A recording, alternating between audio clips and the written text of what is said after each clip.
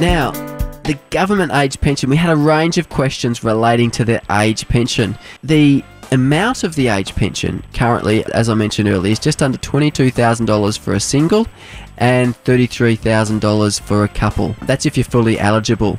Now, the government age pension scales back based on your income and your assets. So whichever of these tests, the income test or the assets test, that reduces your age pension the most is the test that will be applied to you. So you will receive the full age pension if you're a couple and your total income per fortnight is less than $284 or just over $7,000 per annum. Now, you're eligible for a part pension if your income per fortnight is $2,825 per. So if you earn over that amount, or $73,450, if your income is over that threshold as a couple, the couple's income is over that amount, then you get no age pension.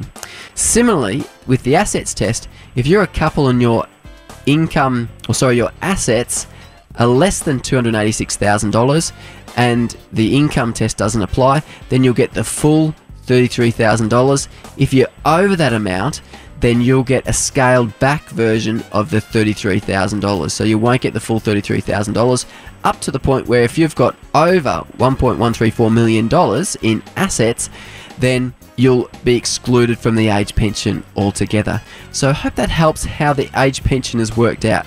There's an income test and an assets test, and depending on those, your age pension will be scaled back. Now, I had a few questions. One from Susan: how much super can I have when I retire before the age pension is cut?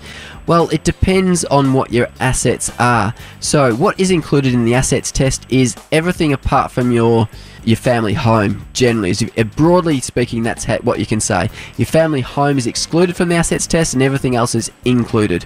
So if you're of pension age, your superannuation, whether it be in accumulation phase or pension phase, is included. So for Susan, if you are wanting to get the full age pension, your superannuation balance cannot be higher than $286,000. If it is higher than that, then the age pension will generally be scaled back a little bit. Now, don't get too caught up in trying to get your assets down below the $286,000 figure if you're a couple. Some people really focus on, I've got to spend some money or go out there and spend or take a holiday to get the full age pension. Now, I think it's like you're chasing your tail if you take that approach. And there might be occasions where if you're at the $1.1 million amount and you could be excluded from receiving the age pension if your assets were over that figure, where you might actually spend some to just maintain the health benefits of being on the age pension, but it becomes a bit of a chasing your tail type exercise and not very effective if you're trying to focus on spending money to get under some of these thresholds. So don't get too caught up in that process. Barry asked, I plan to drop to part-time work approximately 2 days in January and hopefully get a bit of pension. Any tips welcome? Well, Barry, one tip is that from the 1st of January of this year, pensions are going to be deemed. That means that there's going to be assumed a level of earnings on allocated pensions from the 1st of January. So if you actually can drop back to part-time work before the end of next year, move your super money to pension phase, it might have a better outcome for you, particularly if you're going to keep working a few days a week.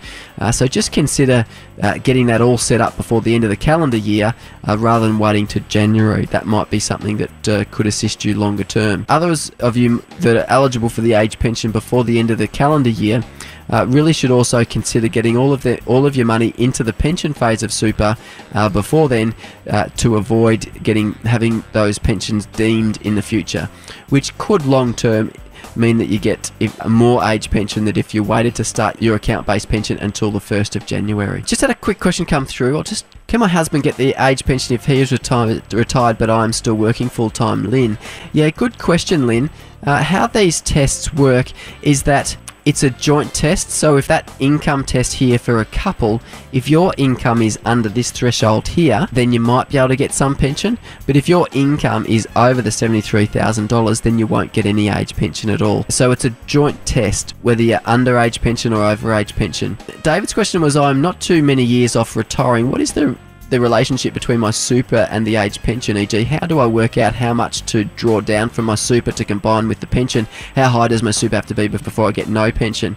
So your super balance, David, would need to be higher than this threshold over here that we talked about before this, or your total assets other than your family home, if you're a couple, would need to be higher than this 1.134 million for you to get no age pension. But it scales back between assets over 286 up to that 1.134 figure. Hopefully that answers your question. It's generally best to still maintain as much super as you possibly can, rather than focusing on, as I mentioned before, trying to eat into your super, because you really need to think about providing for your retirement over the longer term. Do they count all of your pension savings in the assets test? In the assets test, generally they do include all of your savings in that test. So things that are included in the assets test are your super, your vehicles, your contents, any boats and caravans, your bank account, any shares that you own. All those things are included in that assets test. How do you structure assets to maximize the pension? One way that you can do that is to move your superannuation money from the accumulation phase, where you're putting money into it, to the pension phase, where you're drawing money from it. That's a really effective way, particularly if you're still generating some employment income, to maximise your age pension. And why that is because when you're in pension phase of super, it's caught under the assets test, but currently, and this will apply until the end of the calendar year, it's not deemed. So you're either tested very slightly from an income test perspective, or not at all, depending on how much you're drawing from your age pension.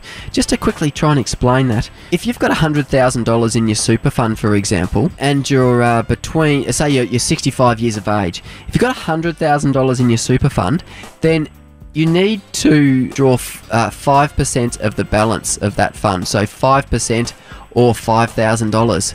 Now, Centrelink, for example, might only attest, if you're just drawing the minimum balance, often, depending on your life expectancy, often you're not going to have any of that income, that $5,000, come under the assets test at all. This will apply if you've started an allocated pension before the end of the calendar year and eligible for a government pension. Now, so none of that $5,000 will be tested from an asset test perspective. If you increase that amount to, say, $10,000 that you're drawing from it, say 10% of the balance, then there might be a figure of, say, $3,000 to $5,000 that would start to fall under the assets test, depending on your particular scenario. But it means that rather than being tested on, say, $10,000, you're only being tested on about $3,000 to $5,000. So, Neil, how to maximise your government age pension? Often, one simple thing you can do is move your super to pension phase. There are also other benefits of that as well. Sue asked, does superannuation pension impact on the age pension amount I will receive at 65? Yes, it does. It'll affect you from an assets test perspective, as we've already talked about, and it may also impact you from an income test perspective, depending on how much you're drawing from it. To maximise the age pension, generally if you're drawing the minimum amount from your fund, then it won't have much of an income test effect, as in it won't be reduced based on an income test. Alan asks, how does super and the pension work together? I think we've largely explained that throughout this slide here.